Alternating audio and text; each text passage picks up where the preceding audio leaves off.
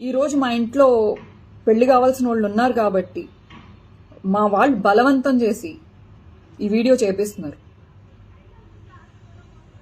నీ మూలంగా ఇప్పటికే మా కుటుంబం సర్వనాశనం అయిపోయింది.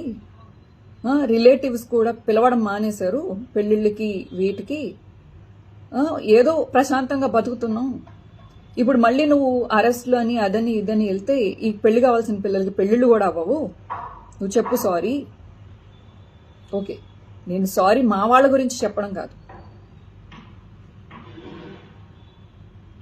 మీ పర్సనల్గా వెళ్ళడం, మీ పర్సనల్గా మీ కుటుంబ సభ్యులను తిట్టడం, ఒక పవన్ కళ్యాణ్ గారి దగ్గర నుంచి, అలాగే లోకేష్ గారి దగ్గర నుంచి వాళ్ళ కుటుంబ సభ్యులకి, అలాగే పవన్ కళ్యాణ్ గారి కుటుంబ సభ్యులకి, అలాగే మీ సోషల్ మీడియా వాళ్ళకి, మీ మీడియా వాళ్ళకి అందరికీ సారీ. మీరు కొట్టిన లాస్ట్కి చెప్పించుకునేది సారీ కోసమే కదా, అదేదో ముందే చెప్తే అయిపోతుంది కదా. భయపడో లేకపోతే మీరు ప్రచారం చేస్తారు భయపడి సారీ చెప్పేసింది, ఒక వీడియో రిలీజ్ చేసింది అని. కానీ ఒక్కటి గుర్తు పెట్టుకోండి, నాతో సారీ చెప్పించుకున్నారు, బానే ఉంది. ఈ రోజున ఇలాంటి పరిస్థితిలో ఇక్కడ మాట్లాడాలి ఒక వ్యక్తి కోసం, అనవసరమైన ఒక పనికిమాలిన వ్యక్తి కోసం ఈ రోజున ఇక్కడ పోలీస్ స్టేషన్కి వచ్చి కంప్లైంట్ ఇచ్చే పరిస్థితి ఏర్పడుతుందని నేను కళ్ళలో కూడా ఊహించలేదు.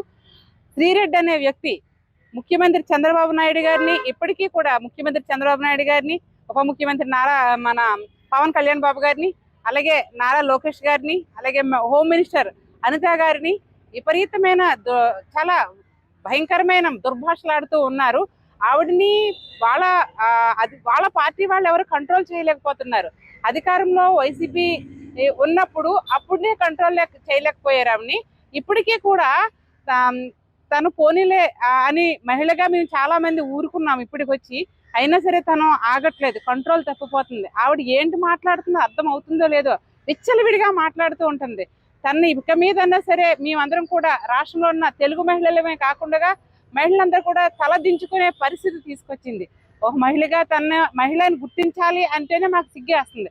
అలాంటి ఆవిడని ఈ రోజు మేము పేరు కూడా తనది మేము మా నోటి ద్వారా తీసుకురావాలంటే సిగ్గుతోటి వాళ్ళ నాయకులు ఎలాగా తను కంట్రోల్ చేయలేకపోతున్నారు, అదుపు చేయలేకపోతున్నారు. వాళ్ళకి ఏదో అది సరదాగా ఉంది, కానీ సభ్య సమాజం సిగ్గుపడేలాగా ఉందని మేము అందరం కూడా అంటున్నాము. పిల్లల చేతుల్లో కూడా మొబైల్ ఉంటుంది, ఎవరైనా మొబైల్ ఎలా ఆన్ చేసేటప్పటికి ప్రత్యక్షం అయిపోతుంది ఆవిడ మాటలు. ఆ మాటల వల్ల నెక్స్ట్ జనరేషన్ ఎంత విపరీతంగా దారుణమైన మాటలు నేర్చుకుంటారా అని భయం వేసేస్తుంది. ఇక మీద అయినా సరే ఈ చట్టపరమైన చర్యలు తీసుకోవాలని మహిళలందరం కూడా ఈ రోజు వచ్చి అనకాపల్లి పోలీస్ స్టేషన్లో తన మీద కంప్లైంట్ ఇచ్చాము. కాబట్టి పోలీసు వారు ఆవిడ మీద చట్టపరమైన చర్యలు తీసుకుంటారని సమనీయంగా తెలియజేసుకుంటున్నాము. మహిళగా మేమందరం కూడా ఆవిడకి కఠినమైన శిక్ష విధిస్తే మేమందరం కూడా సంతోషపడతామని చెప్పేసి మనస్ఫూర్తిగా తెలియజేస్తూ అందరికీ కూడా నమస్కారాలు